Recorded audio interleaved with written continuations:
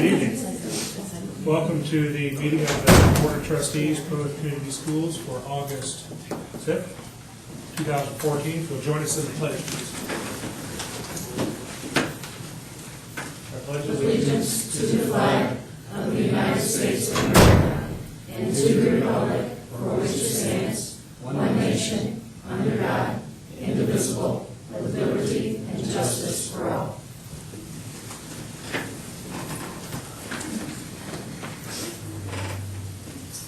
Thank you. First item is to set the agenda.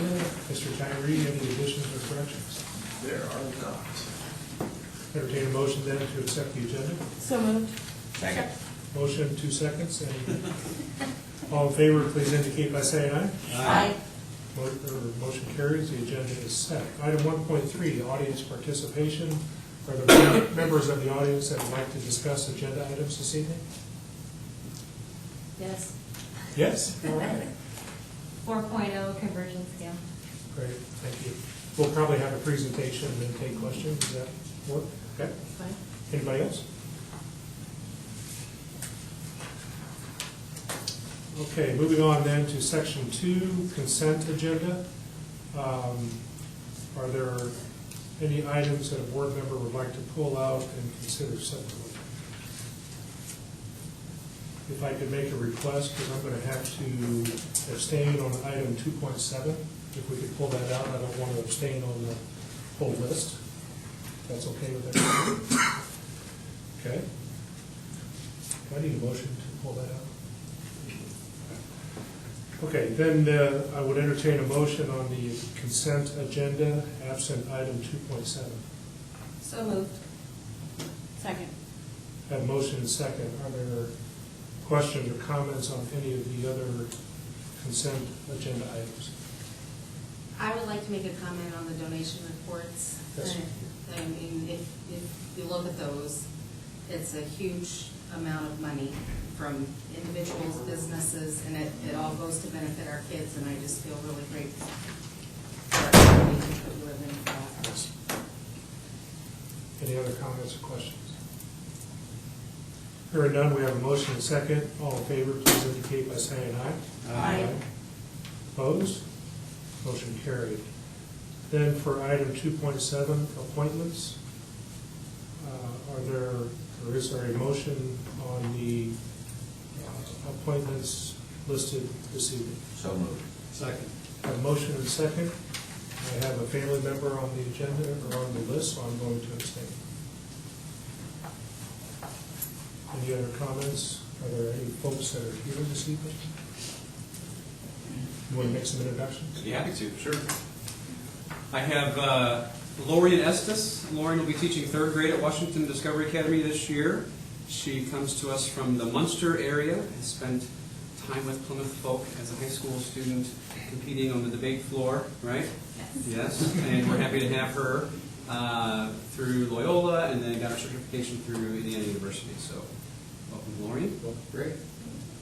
And then also joining Washington Discovery Academy will be Amy Ferguson. Amy lives here in Plymouth with her family, has been a Washington parent, and has taught in North Judson and most recently in Argus. And we're happy to have her joining our 2nd grade team.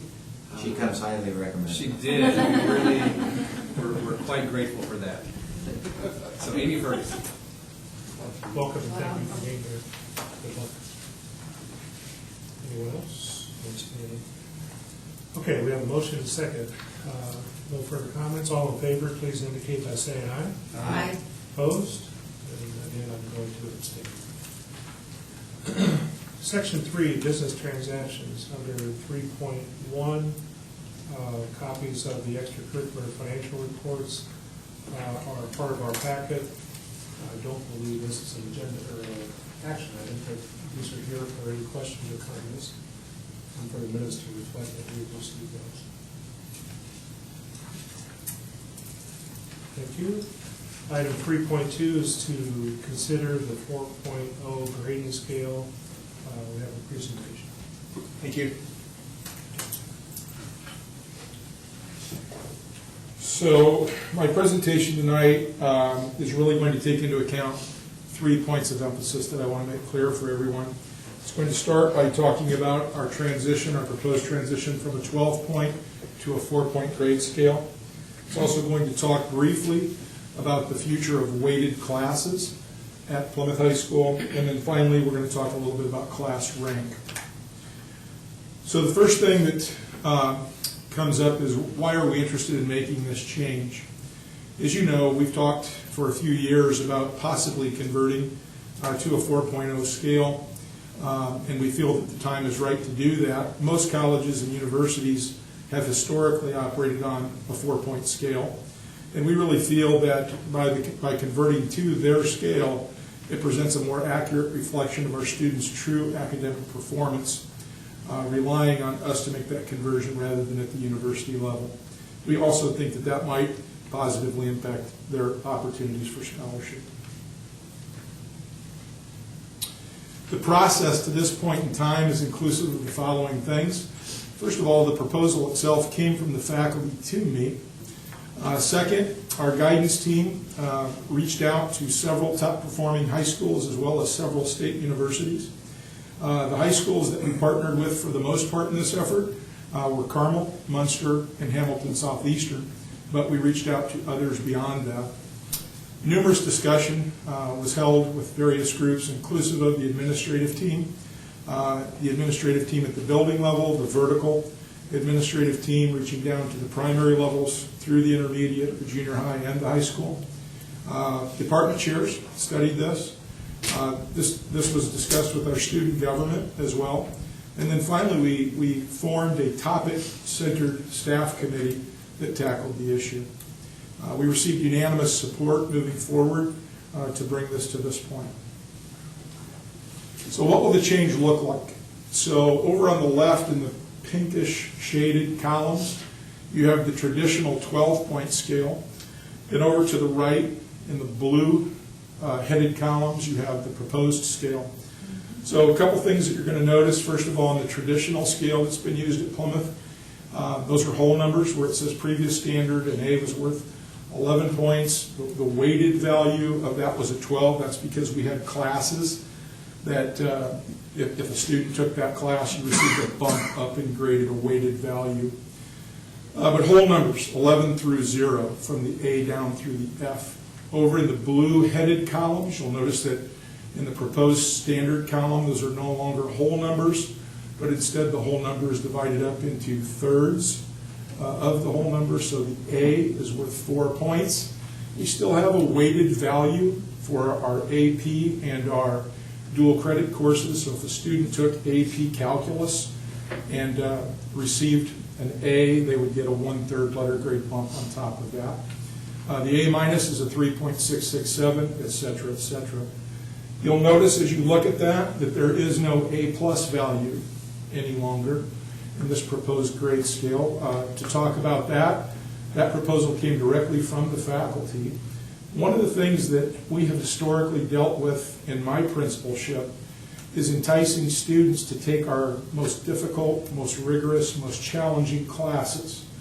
And oftentimes we receive, in response to that recommendation, a concern, a fear that I have to get an A plus in the class to stay abreast with my peers, or it may negatively impact my class rank and may negatively impact my opportunities for scholarships.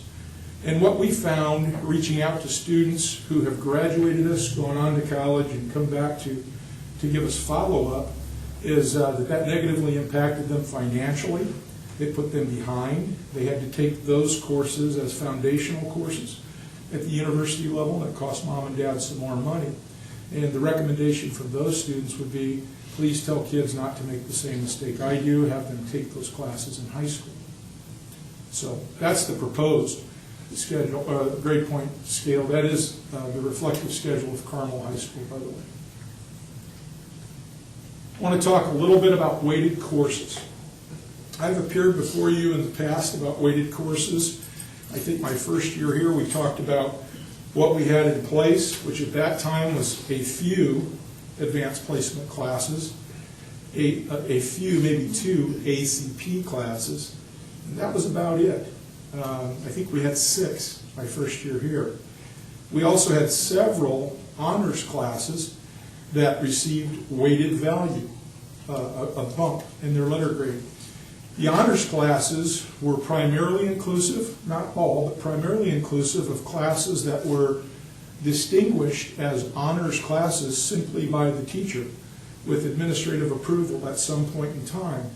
But they weren't inclusive of both high school and college credit. An example of that would be an English 9 class. When a student is in honors English 9, he or she just takes English 9, pretty much the same curriculum that a student in a regular English 9 class would take. As we studied that, we didn't find there was a great deal of more rigor, if any, involved in that class. We felt that it was primarily tracking of students.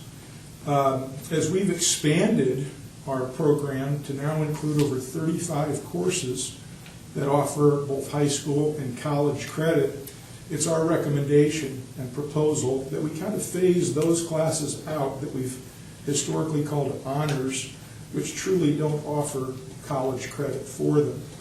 So as we advance forward, the recommendation will be for students who started their high school career with us and are returning, that would be our sophomores, juniors, and seniors, they would continue to have an opportunity for those classes that they've already started. But beginning with the incoming class of 2018, the freshmen, they will only have the opportunity for the advanced placement and dual credit classes, the classes which truly offer both high school and college credit. Okay? Next slide. Class rank is another obstacle that we've been working with for a few years as we look at why aren't our numbers in some of our most rigorous classes higher? Why isn't there a greater demand in some of our classes that are truly college prep? Once again, in working with many parents and many students over the years in the office, one of the common themes we hear about is an over-exaggeration of the value of class rank. People honestly think that if I'm ranked 25th, that I'm going to be in line for a tremendous scholarship. There's more to it than just class rank. A lot of other things come into play, the well-roundedness of the student. In looking at what other schools are doing, the decision was made that for returning students, sophomores, juniors, and seniors, will continue to report exact class rank. So ranked 1, ranked 2, ranked 20, ranked 30, all the way through the last student in those classes. But beginning with the incoming class of 2018, we will no longer report exact class rank because we don't truly think that that is as important as it is to have the students take the most rigorous classes they need to become college ready. So instead, we'll report class rank by quartile percentage. Top 25%, second 25%, third 25%, et cetera, et cetera. Okay? I think that's it. Now, the data that currently appears in PowerSchool is incorrect. It was released by mistake. We were attempting to run a data test, and we made the conversion to the scale. There was a mistake that was found. The Draganis helped us with that. We do have it corrected. However, I have not instructed Mrs. Polium to run a rerun of that data until we came before you tonight, simply because it takes about 8 hours to do. Jim, could I clarify something? Sure. I think the percentile rank is what you're announcing to the families and to the students, but when the college wants class rank, Will be exact. it'll be the exact class rank. Correct. What will be reflected on the transcript? On the transcript that goes to the university, it'll be exact. On what's released to the media and in the open, it will show quartile. Two separate transcripts? No, it's just what's released to the media. We won't release transcripts to the media. Correct. Okay. That wasn't my question. Okay. So a transcript will have exact rank. Right. But those won't be open to staff and so forth like they have been in the past.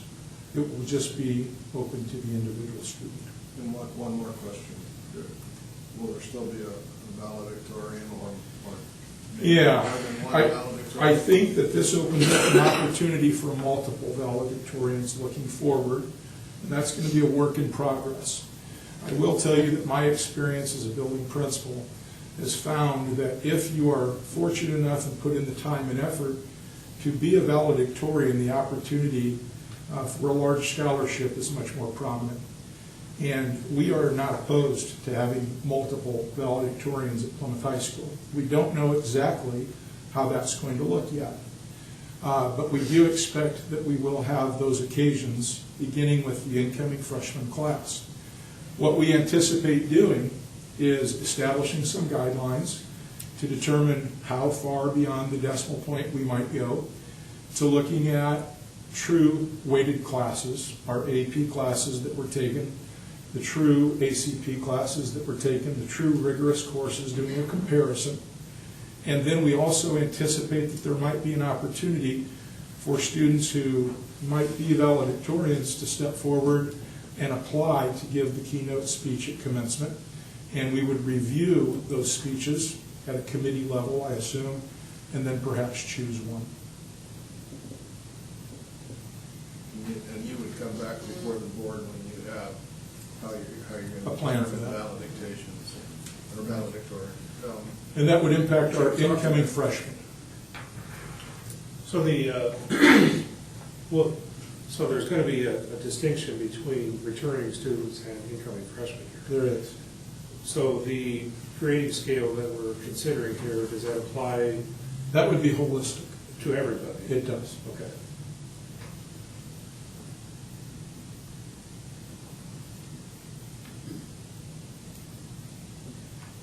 And sorry to be dense, but why No, would it this? is a complex process. Yeah, why would this create more or less opportunity for more than one valedictorian, whether it's 12 or 4? I'm confused. So currently, past practice at Plymouth High School has been to go as far past the decimal point as is necessary to find the winner.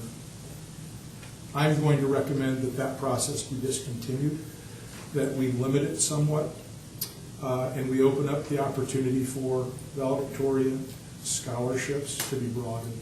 So would that eliminate salutatorians? Not necessarily. Could have multiple of each? So one of the valedictorians should be a valedictorian, but would be a salutatorian instead. I wouldn't want to do that to them. I would want them to have the ability to go forth in their college search as a valedictorian, knowing that that might open up a more lucrative scholarship. So there could be potentially 5 different Could valedictorians. be more than that. Typically, schools with a 4.0 grading scale will have multiple valedictorians. Penn has 11. So they didn't have 1 year. Oh, they've had more than that too. They've had in the 20s on several years, but they're very big. Now, Penn doesn't have weighted grades to the best of my knowledge. Okay, so you're going to get the same point value for an introductory freshman course or calculus. I don't believe that that's the best thing. I believe that you have to reward students for their efforts when they take the most rigorous courses. I do agree with you about additional scholarship opportunities for valedictorians. Right. There are numerous more.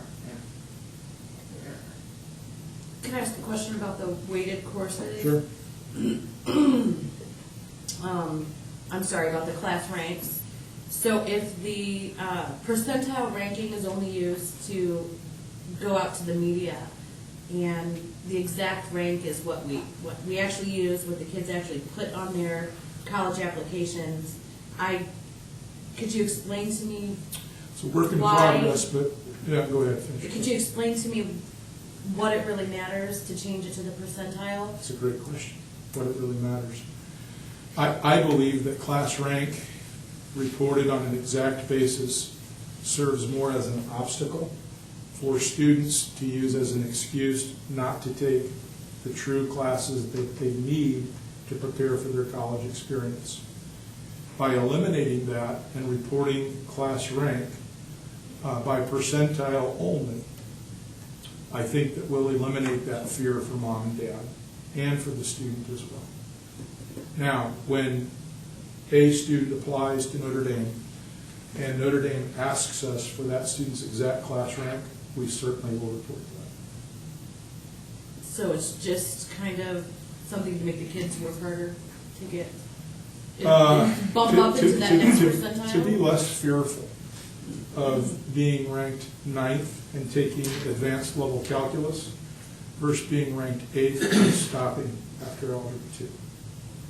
Thank you. Jim, what was the basic rationale of your faculty in moving to this format? Yeah, so we went through a swell of students when we first introduced a lot of our advanced level courses. Enrollments were really high. We've leveled off since then.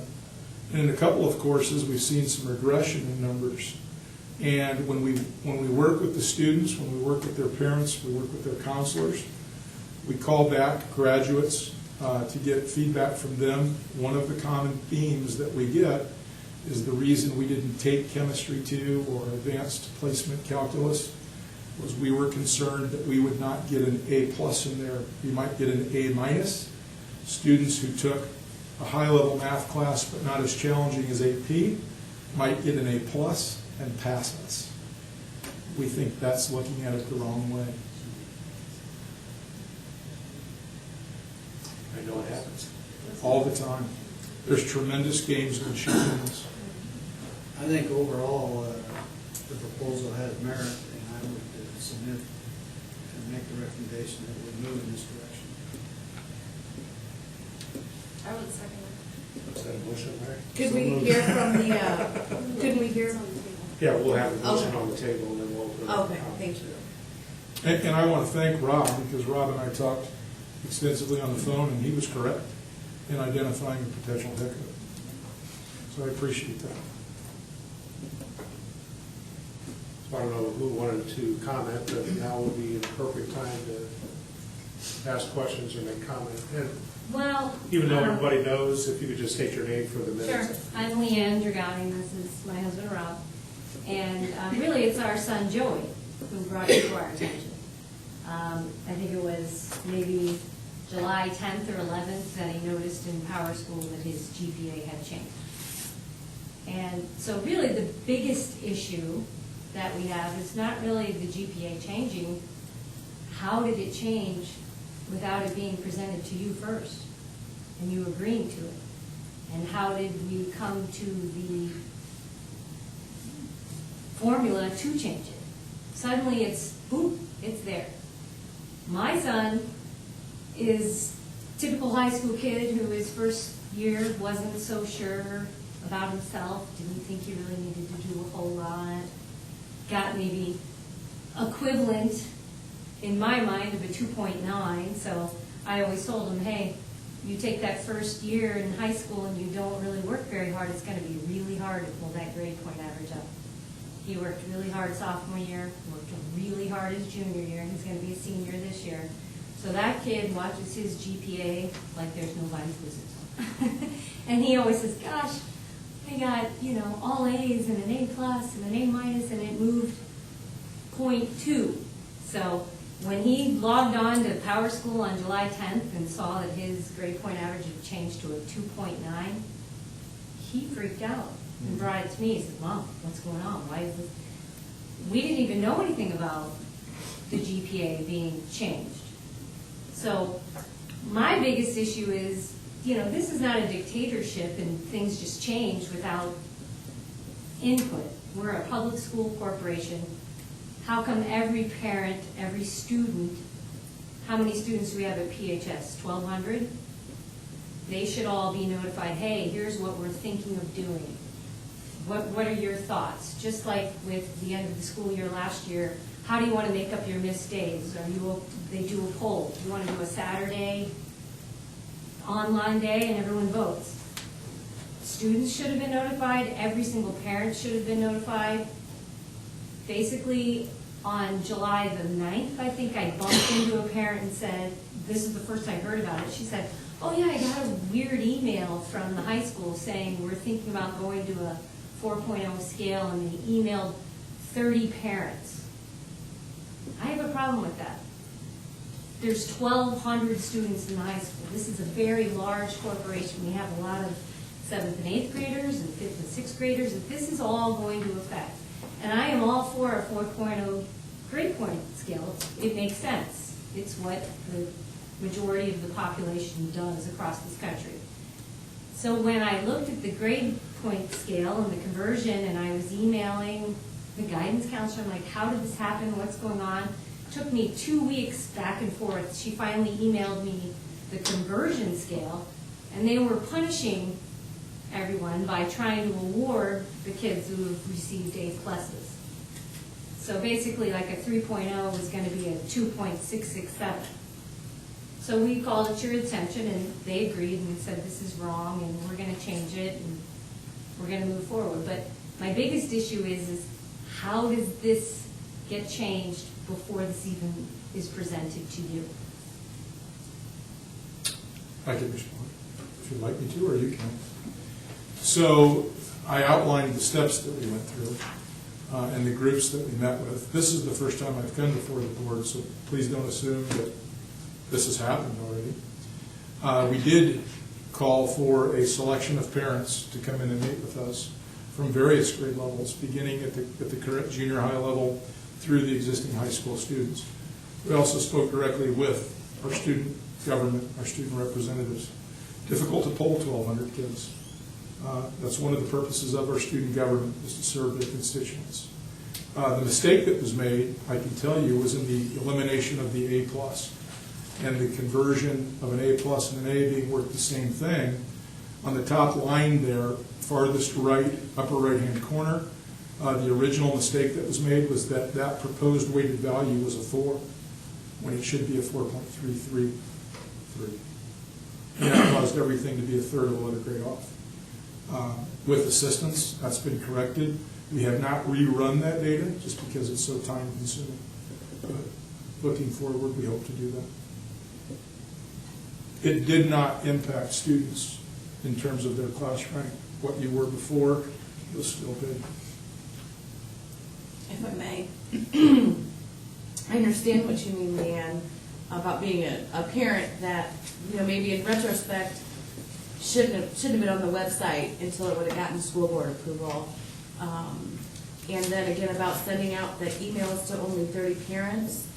You could have sent it out to everybody. Maybe 30 parents only would have came. But I think it would have been prudent to let all the parents know so other kids didn't get on board and, you know, get online and freak out. This is their lives. Sure. A lot of them, you know, look at their GPA and try and get it up. So I would think it would have been prudent to maybe hold off until you would maybe talk to some of the parents or at least presented it to the board. That's just my opinion.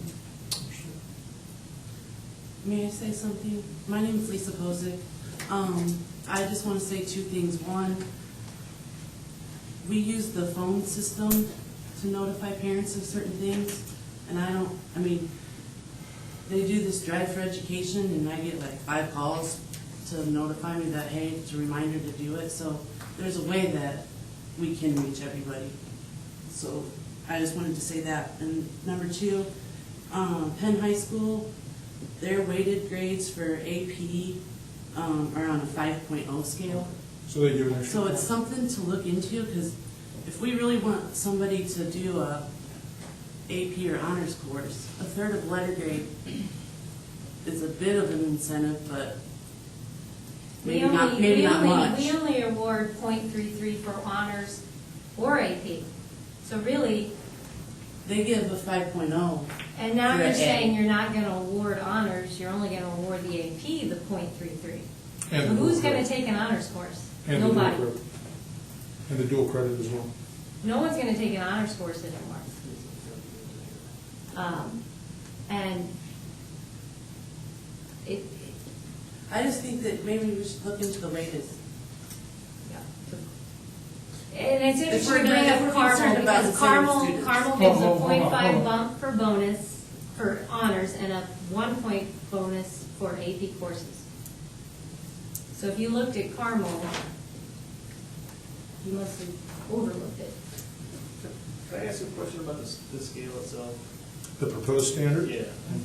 Well, is the proposed, I guess the proposed, is the proposed standard or the proposed weighted is now the same as the conversion scale, those are the same, is that right? Yes. They're going to be.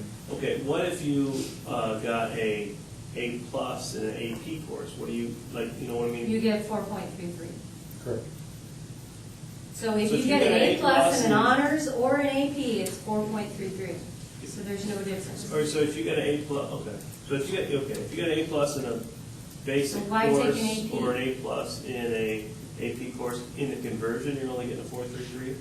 So again, moving forward, we're phasing out honors programs, Mhm. but we're going to stay with college credit courses that are inclusive of AP, ACP, and dual credit. And award just 4.33. That's the proposal. No, I guess my question is, in the conversion process, if somebody got an A+ in a, I mean, It's because just not going to be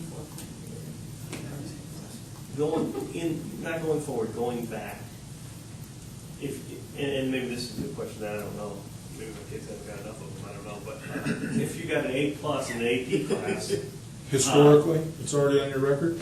right, That carries forward as it was. There's no change. given but did to you that. get like a 13, you got a 12.5 or You a got the 13? equivalent value of what that was with the bumped grade on the 12-point scale. So you got like a 12.5 or a You 12.5? lost nothing with that. Moving forward, this will be the chart that we use. But if you've already taken a high school level course that was deemed a weighted class, you retained that bump. Right, but if you got a 12, let's say, You get a 4.33. but with the weighted class, you don't get a 12 though, you get a 12.5 or whatever with the old scale, right? There is an advantage if you took a class that offered a full point previously Right. versus in the future. Because like in the past, if, like, let's say last year, my kid gets an 11 in a class, an AP class, his report card would show a 12. Correct. Right? So what if he had gotten a 12, what would his report card show? Just a 12 or a 13? If you got a 12, Right. when? Last year, if he got 100% in the class, would he have gotten a 13? In on an his- AP course. In an AP course, would he have gotten a 13? If he got an 11, it would have shown up as a 12. Right, but what if he got a 12? What if he got 100% in the class? It would have been a 13. It would have been a 13? Correct. So what's the conversion factor for kids that got 13s? There is none. There's nothing beyond that. I have a similar It question. was a 12-point scale. So So one grade up. On our previous standard, there was no 12. There was an A+ worth 12. Where did it go?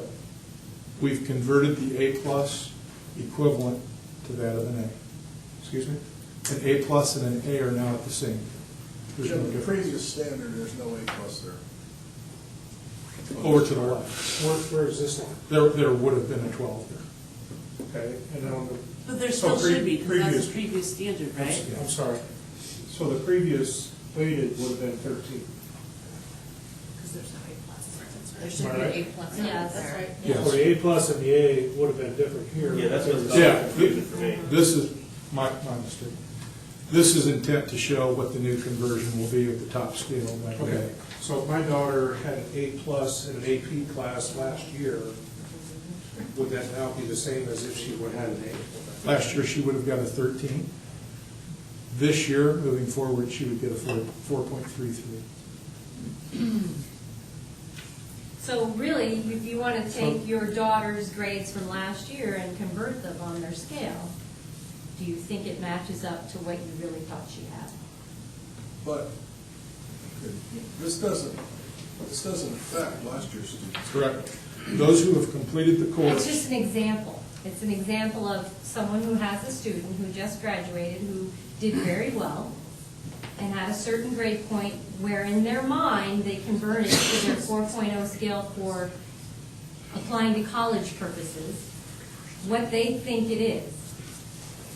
So you have to look at, you can go onto the Princeton Review website, you can go onto the College Board website and see how they convert GPAs. Take just a simple percentage and convert it, and it's different than how we're trying to convert it. Which is great if you get to a college who says, okay, I'm really going to dig deep and look at this person's classes, but the bottom line is, you're just typical average Joe, and my son's name happens to be Joe, and he's applying to college, But and he nobody's has average. 30,000 applications that are coming into a college for 1,500 spots. You've got your 24-year-old newly hired internish person in the admissions office who's just sorting through these applications. The only thing they're looking at is GPA. That's not true though. Boom, boom, boom, boom, That's boom. not, colleges nowadays look at everything. They look at- 30,000? Yeah, When they they come do. in, They they're do. going, and because I've spoken to them over the last 3 weeks, because my son has sent me into a whirlwind, which is why I'm here. And I've called personally all the schools that he wants to apply to. And they said, listen, lady, we get 35,000 applications, and I have Susie Smallwood sitting at a table sorting through them, and she's putting them in piles for GPA. I know And also then know they look at rigor They look at as well. 3.5s, then they start digging through them. Right. Under the 3.5s, they're not looking at them. Unless, once they've gone through the above 3.5s, those aren't so great, then they'll start looking at the 3.4s and the 3.3s and the 3.2s and digging a little deeper. But 30,000 applications in one school out of 2,000 colleges in the country, it's going to be pretty difficult to get looked at if you're under the 3.5. If I could address that? So I'm not saying that didn't happen, because I was part of those conversations. My experience as a dad and as a principal is that actual grade point average has very little to do with a student getting into college. The predominant things that the college counselors, dean of admissions look at are college entry-level examination results, the types of classes that the student took, the dual credit classes, the AP classes, and how they performed in those. Oftentimes, there's writing requirements that are now given to students as well. The reason why, what we've been told, the grade point average isn't looked at predominantly as one of the top cues for college entry is because there's no standard scale. They differ. Weighted values differ across high schools, et cetera. It's not a level playing field. Leanne, what colleges are you talking about? St. John's in New York, Seton Hall in New Jersey, St. Joe's in Philadelphia, Providence College in Rhode Island, Fordham in New York. So our experiences are with Purdue and IU, and I don't know what the other ones do. Is the proposed weighted scale then the synonym for the conversion factor? No, I want to address that real quick to make sure everybody understands. So this is different than what we've talked about, right, as far as things being converted. Okay. So when we convert, basically, you will take the old 12-point scale. So if the student received a 13, you're going to divide that by 3, and that's going to be their GPA. Okay. So they're not losing, nobody's losing anything anymore. Yeah. One of the things we really wanted to maintain was the value that was promised to students who have already gone through and taken these classes. We didn't want to pull the cart That was from my, any that student. was my concern. Well, my issue all along was, I mean, like you guys have all alluded to, there's a million different ways to do it. Correct. How you want to do it going forward, I don't know, there's no right or wrong. The issue that I had that was brought to my attention, I looked at it and I said, this is just wrong. And I understand a lot of people, there's groups or whatever, I understand there's a lot of time and energy spent on it, but wrong is wrong. And I'm glad that right is right now. Just that the Plymouth kids, literally 3 grades, 900 kids, were going to have a lower GPA than what they had earned and going in competition against, other kids, so. as Well, long as not the everyone conversion here though scale- maybe knows what they were using as a conversion before. Do you have the slide Well, for it was what just- you're using for your conversion It scale? was just a third off. It was. They were converting a 12, if you had a 12, you were getting a 4, which 11 is a 4. It sounds like we've addressed the correct method. But we haven't released that data.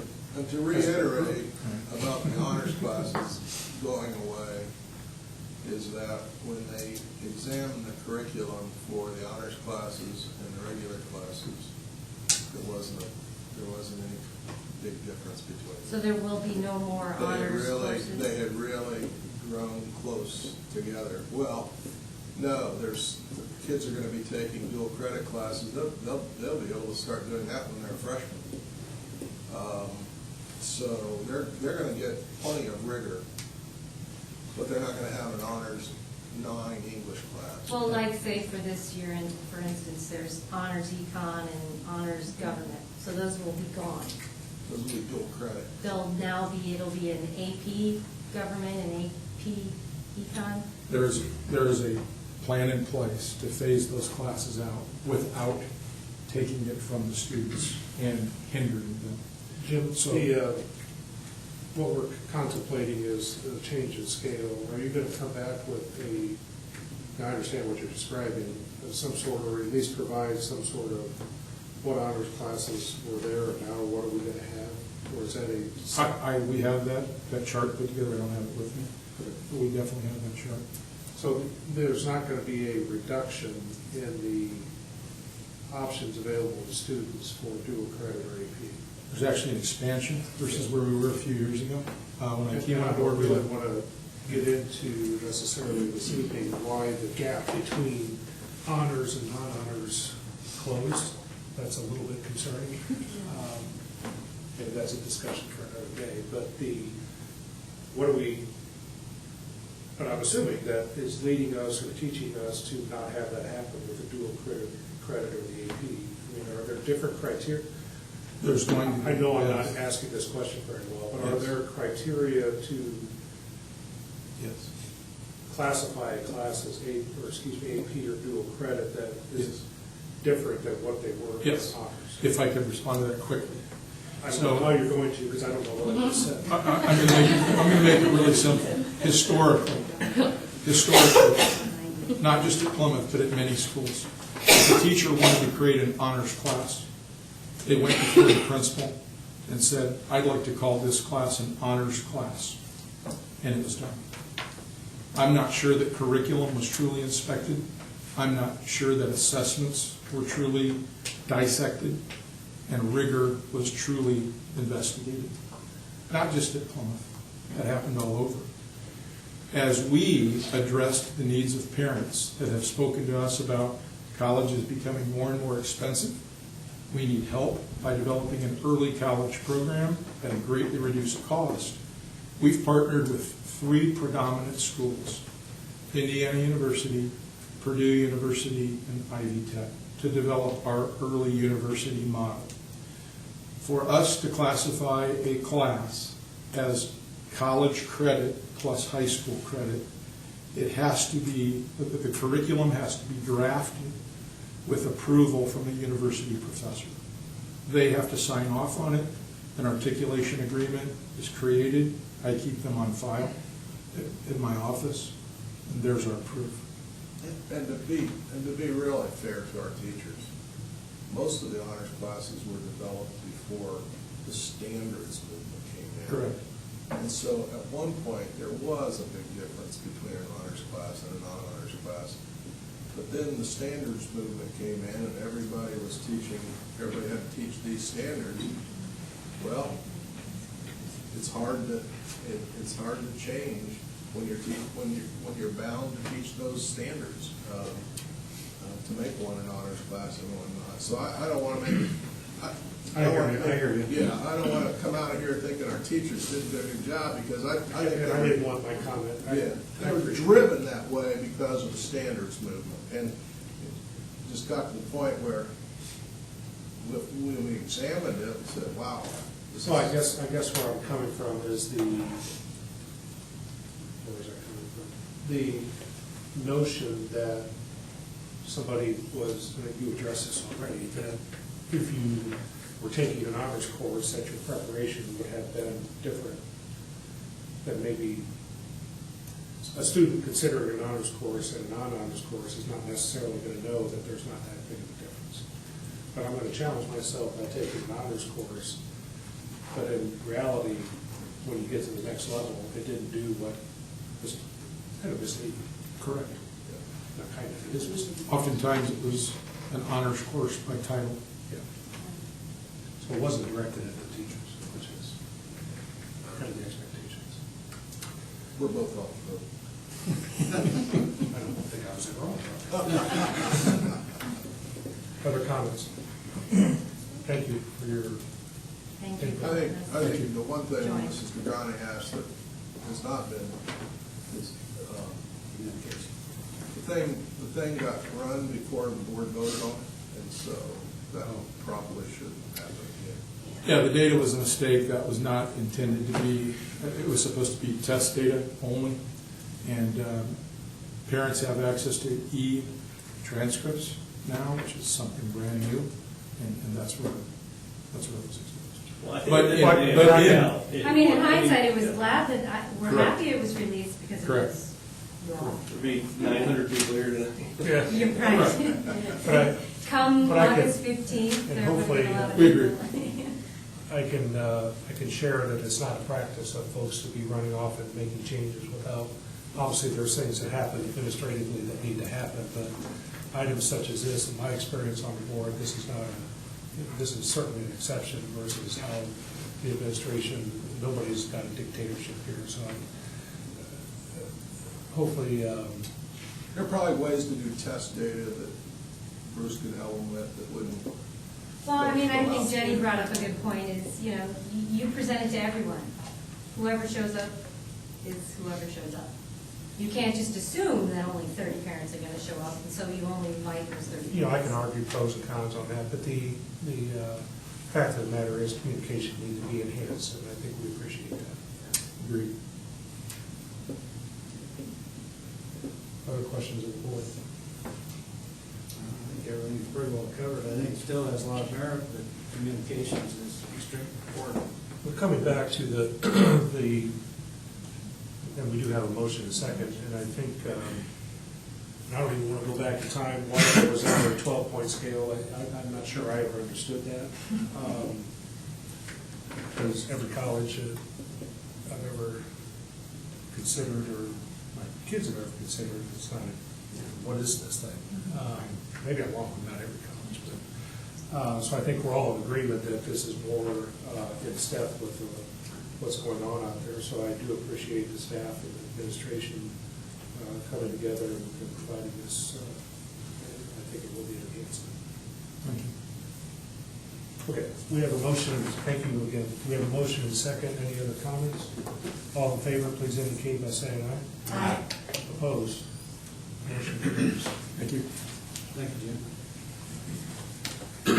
Thank you, Draganis, for coming and bringing that to our attention. 3.3, report on alternative schools. And I hope you're going to tell us what your grade point scale is. That's what I just said. I was Well, and that is the only reason I didn't take advanced calculus, because I didn't want it affecting my grade point scale. I always look forward to this meeting, and I'm going to improve my communication tonight by being positive and letting a little light into the air here. Thank you. It's always great to come and talk about alternative school and my students there. We had another great year this year, not without a few bumps and a hold of breath at the end of the year, but it was another great year. Just a second. On that other sheet, I wanted all of you to know that Department of Education on the website has our mission statement that Mr. Funkston and I wrote and our grant on there. I'm not going to click on it at this time, but you are welcome to go on there. Okay, now we can go to the other one. I'm going to call Bruce Vanna. If you notice, I'm sneaking in a few of my kids' pictures in here, so when I talk about the data, I want you to see the faces, the happy faces of the kids we talk about.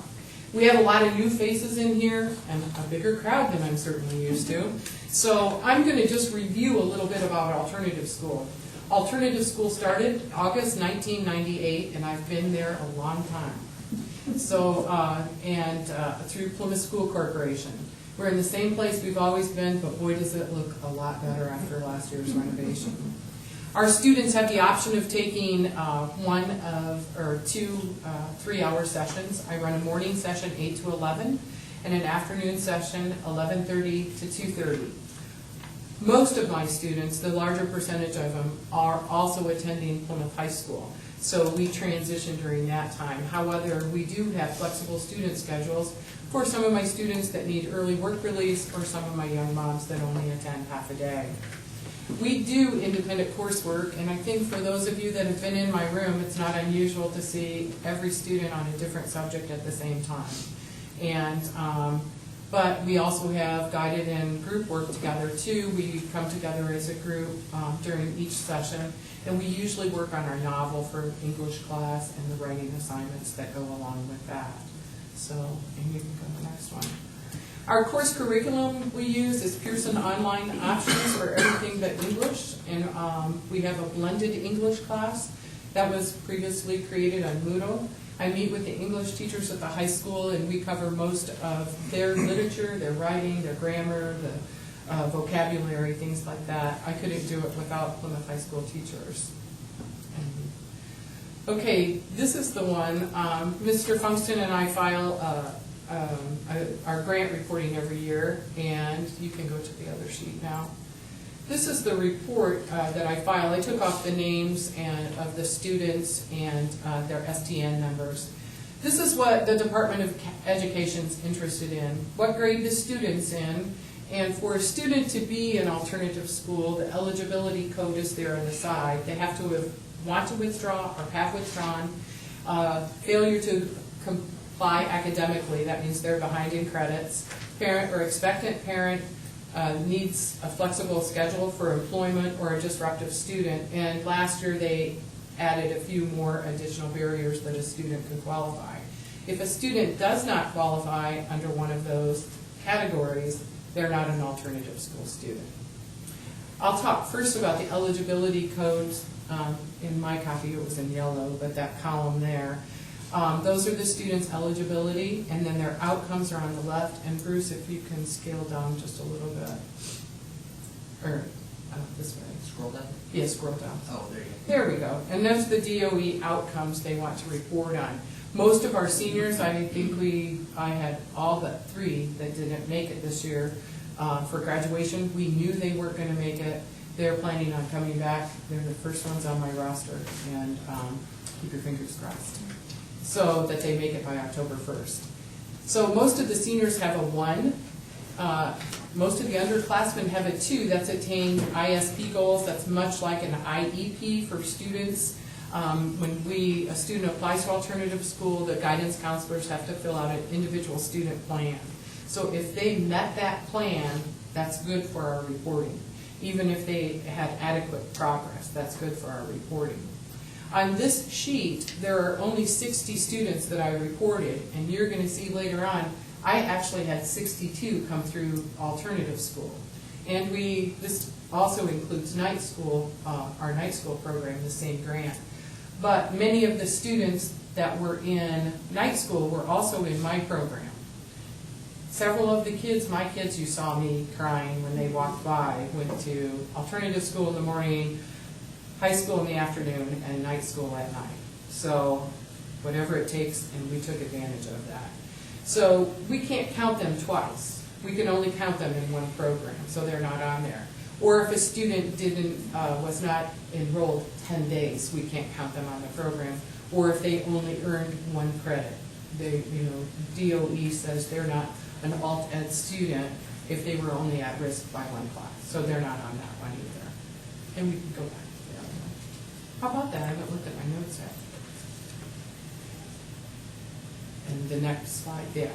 This is the data outcome divided by some of the programs. Alternative school, the first trimester I had 21 students. I had 2 11th grades, 12 12th graders, and 7 12 plus. That means 5th year seniors. Of those 7 5th year seniors, 5 of them made the October 1st cut line, so they qualified in our graduation rate the year before. Those 21 students had earned 92 credits. 11 of those, I also worked with the group home and homebound.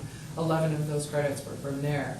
Second trimester, I had 19 students. Oh, and I want to go back to one of our 11th graders decided to graduate this year, so she became a 12th grader later on. Core 40, top 25. She was a great girl. So second trimester, we had 19, 10 12th graders, 2 12 plus, and those 2 young gentlemen finished before the year's end for their diploma. 80 credits, 6 of those were group home and homebound. Third trimester, there were 22 students, 3 11th graders, 19 12th graders, for 80 credits, 5 group home and homebound. Mr. Bales runs the Learning Center at the high school, and I didn't have information for how many students he had, but his credits for first, second, and third trimester are 38, 46, and 68. Now, night school had 30 students enrolled and 24 credits. Now, you're going to see a little discrepancy there that there's more students than credits. And again, some of those students were my students or perhaps Mr. Bale's students, and so I kind of was in charge of their credits and turned them in.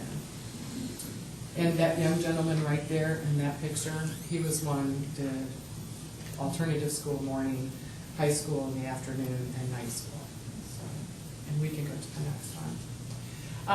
I used to do a chart with enrollment comparisons, and it looked like a lot of numbers since 1998, so I just did an average. Average enrollment for alternative school was 52.6 for the year. This year it was 62.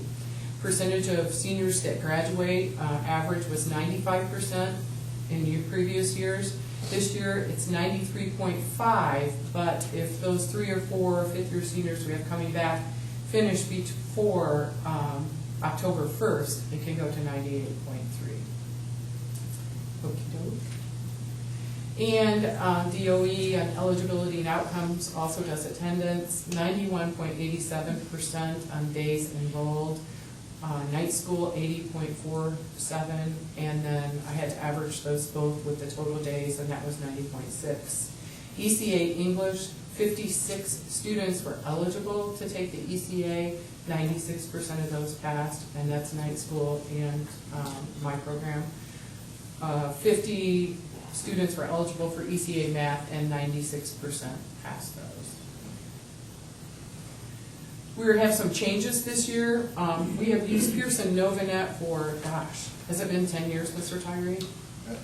Yeah. And we are upgrading this year another Pearson product to to GradPoint. We're doing our training for that on Thursday. Several reasons for the upgrade. One is there's more flexibility in teacher alignment of you can, change some things on there. They have more elective courses, and they have more Core 40 and AP courses. And I think we got a better deal, didn't we, Mr. Condon? I believe we got more for Yes. Yeah. So, and in the past, for my English courses, Plymouth High School has used the Moodle program for course management, and I have switched over to Canvas, the corporation Canvas, and I have all of our English courses complete. And Criterion Writing Program to Turnitin Writing Program. There's several other programs that use these classes that I create: BHC, Group Home, Learning Center at the high school, and After School Program. So my goal this summer was to get all my Canvas done, everything done, so everybody could start the first day. So the programs are there for them. Okey-doke.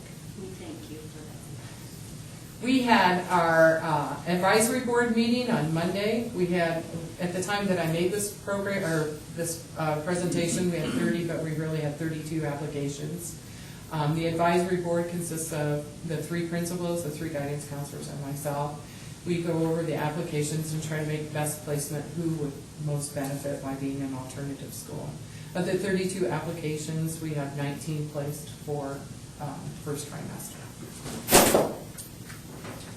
And I wanted to include this. I got this email toward the end of the year from one of the girls from night school, and I think it's a great tribute to all the teachers that taught night school and how dedicated and how hard they worked and how heartfelt they were with the program. I don't know if you've had a chance to read it before or if you'd read it now. And she was one very proud lady on graduation day. And one more. I just wanted to throw these kids in. They thought they looked good. I thought they looked good too. Yeah, they did. And the one in the middle was taking a shot for me in the bathroom. So that's it. I look forward to another year, another great year, 2014, 2015. Does anyone have any questions? I have a question. I think it was a wonderful presentation. Thank you, Susie. How old can the kids be that are in the alternative school? Well, I think state law says we can't put an age on them, right? Oh, really? So Mhm. 12 plus could be a 24-year-old? I had a young lady that finished her course this year and wanted me to go out for a drink with her afterwards, so. 21. Yeah. And did you go?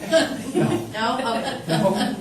He said no social media, so I didn't know social media. So there's not an age limit? No, but I think we try, it's a screening process with the advisory board. Not only do we want to do what's best for the person that's going to be in alternative school, we want to do the best for my family that's in alternative school. And I certainly don't want it to be uncomfortable. I don't want somebody coming in there that's, I don't know anything about, that's, you know, maybe not going to be as wholeheartedly interested in his or her education as my students in there are. Certainly. So, yeah. One And thing, we we have always to give, graduate by October of their cohort to count for the graduation Right. for the school.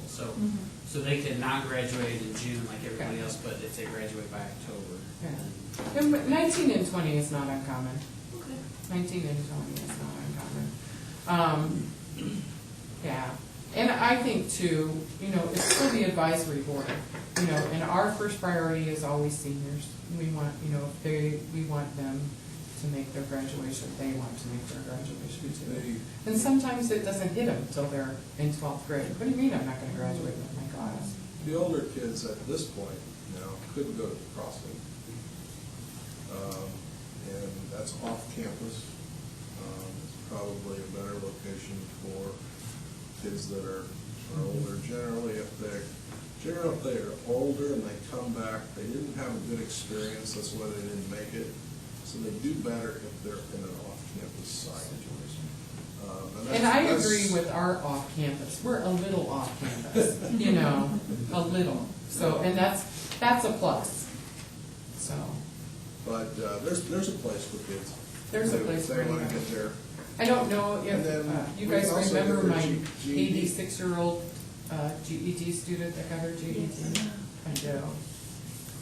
They can also go right next door to her and sign up for the GED class, so they have, no matter their age, race, ethnicity, they can Get an their education. They Yeah, can finish their education at Plymouth. yeah. Well, the alternative school has been a tremendous asset to one of the schools, and with your leadership, Susie, it's been outstanding. Well, thanks. I couldn't do it without all my cohorts. So we work as a team. Yeah, and you said you look forward to this presentation. I look forward to this presentation every year. Well, I look forward to you knowing the information. I have sweat dripping down the back of my legs. One thing I'd like Not to tell quite sure how to everybody, follow that up. I don't know if everybody understands this or not, but Susie said that we did the application together. I sign off on it. But Susie, we have a gem in Susie, and not only for our kids, but I mean, even statewide, people at the Department of Education rely on Susie for her expertise in this area. And she's a gem, and we're privileged to have her. So, I agree. yeah. Thanks. Thank you very much. Thank you, Susie.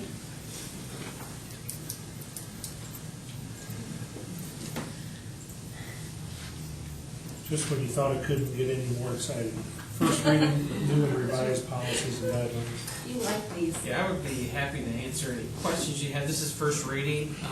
We'll come back to you again at the next meeting with these, so I encourage if you have any questions between now and then. Most of them are legislative things. For instance, there's a immunization change there, but they've added an immunization for hepatitis A. Non-renewal of contracts, the date has changed. Most of it's all legislative. So as you review those, if you need any clarification or ask questions, please get with Dan before our next meeting when they'll be on the agenda again. So, item 3.5, second reading, administrative guidelines, manuals and handbooks. This would be Melanie. You want to explain what the handbook is for? The handbook is to get a consistent message to all of our employees, what we expect from them. It does a lot of things that people can reference this. And just because one person says something at the high school, someone says it for elementary, this now gives them a nice 40-page view of this is what the school corporation as a whole expects from you. And will you have employees sign that they received this? Yes, everyone will have an acknowledgement, we'll have an acknowledgement every year. As times change, we need to update it every year. It also assists us if we get it every year for unemployment, for discipline, so it really helps us in a lot of different items. You say signed, so these are hard copies? We're gonna go electronic. Yeah. We'll give, the signed acknowledgement will be Yeah. paper that they'll send in, but the handbook itself will be posted on the website and also emailed to everyone at the start of the school year. Was there or is there any need for Mr. Hulian to read through this? All of it is from other manuals that we already have. So this is just a consolidation? Yes.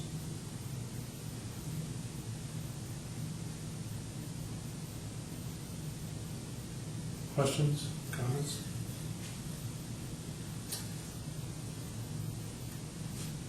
Entertain, I think we're up for action here, correct? Yes, we have. Entertain a motion. So moved. Second. A motion and second to approve on second reading the administrative guidelines, manuals and handbooks for PCSC. All in favor, please indicate by saying aye. Aye. Opposed? Thank you for all the efforts. Motion carries. Item 3.6, consider St. Joe Regional Medical Center School Health Services Staffing Agreement. Amendment number 5. Yes, Michelle and I met with the representatives from St. Joe Regional Med Center and determined that due to an increase in student acuity medical needs, it would be necessary for us to add a health aide to the services from them. Add a what, I'm sorry? A health aide, not a registered nurse. It would be a health aide, which is a less expensive cost, but it is due to acuity needs of students. And this is an increase of approximately $20,000 from last year. And that is the only change. Now, didn't we already have a health aide? We would have 2. This will be the second one. Correct.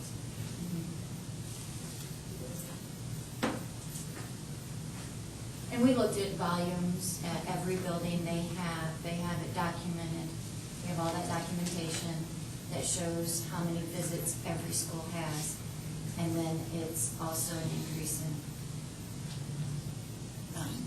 needs of some particular students. We have an increase of 3 students that are needing medical needs met all day long, intensive medical needs. So that's going to require more the nurse to be available more times than not.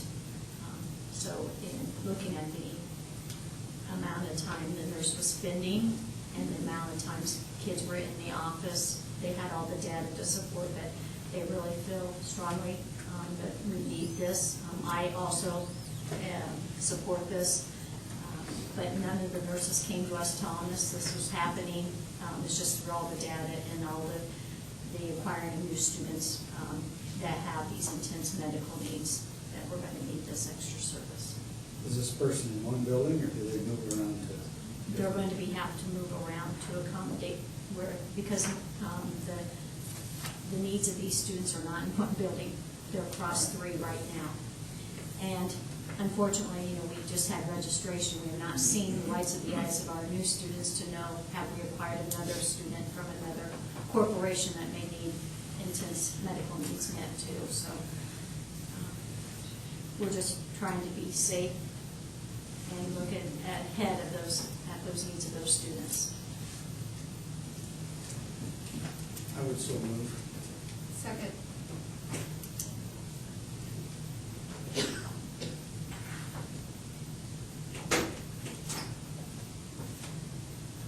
Have a motion and a second. Any discussion? I know it's not a huge number, but budget-wise, I had planned for that, and what I will be presenting to you.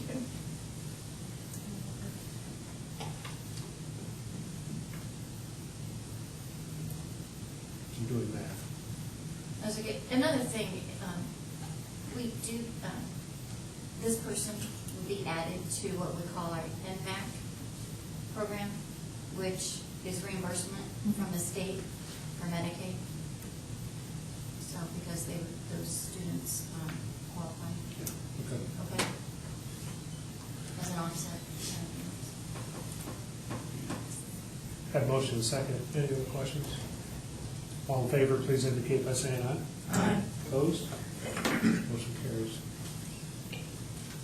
That takes care of our business transactions, I believe. Section 4, Mr. Tyree, Superintendent. Yeah, I'd like to start, I know at some point last year, we talked about in the elementary school bringing the numbers down, and I talked about how we do that at the very beginning of the year, and then sometimes throughout the year, grades swell. So I'd like to give you an idea of where we are right now after our preference meeting. For grades K through 4, the average elementary classroom has 25 students. In the entire elementaries, we only have 3 classrooms now that have 28 students. So that number, our goal was to get none, and that we just couldn't do that at one of the grade levels at one of the schools. Our goal this year is to have, we accomplished this goal with the exception of those three classes. Also, we lowered our kindergarten and our first grade classrooms to 24 students and 25 students respectively. So we'll continue working on that. It takes a concerted effort at the very beginning of the year, and the preferencing actually does help us do that. So we will, like I said, we'll continue get those numbers down, especially in K1 and 2, and make it more manageable for our teachers. But we're not going to be able to tell what happens throughout the rest of the year as people move in, and that unfortunately happens. So we will try to keep our numbers as low as possible by offering sometimes families to go to another school that's out of their home district if they want a lower class size. So try to do that. Our core values, each year or each board meeting, we try to look at our core values and talk about something that we've done or something that's been done in the school corporation over the last month that matches the core values. Commitment to students. I would say that if you were in the school during the last month especially, you would have seen teachers going through professional development all over the school corporation.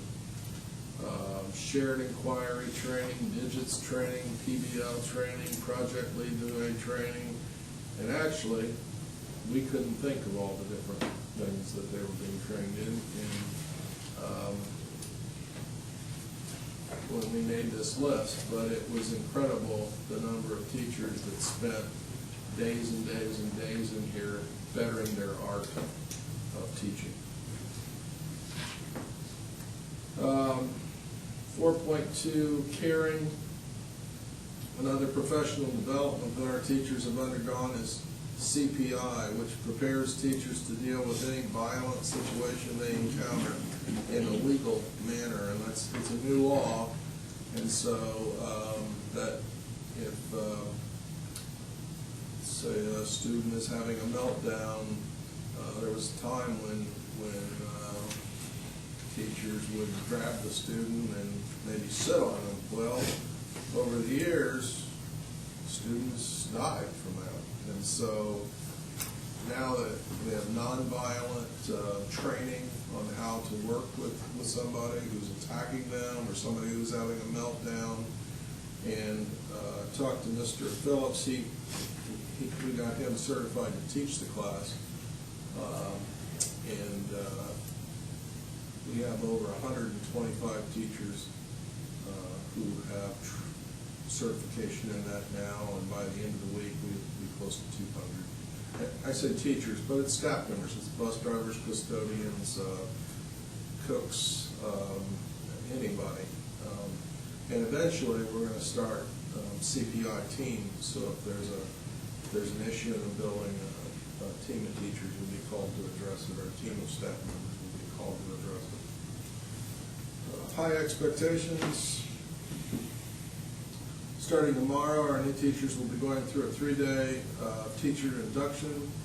This will prepare them to work the Plymouth way. Teamwork is 4.4. Over 50 staff members helped with registration last week. While many parents took advantage of the online registration, about a third of the parents came to the school to register, and so because the numbers were down, we were really able to get them in and out very, very quickly. 4.5, integrity. Our financial staff, along with our staff at the schools, were able to take in $141,000 in book rental and actually have it balanced in less than an hour. So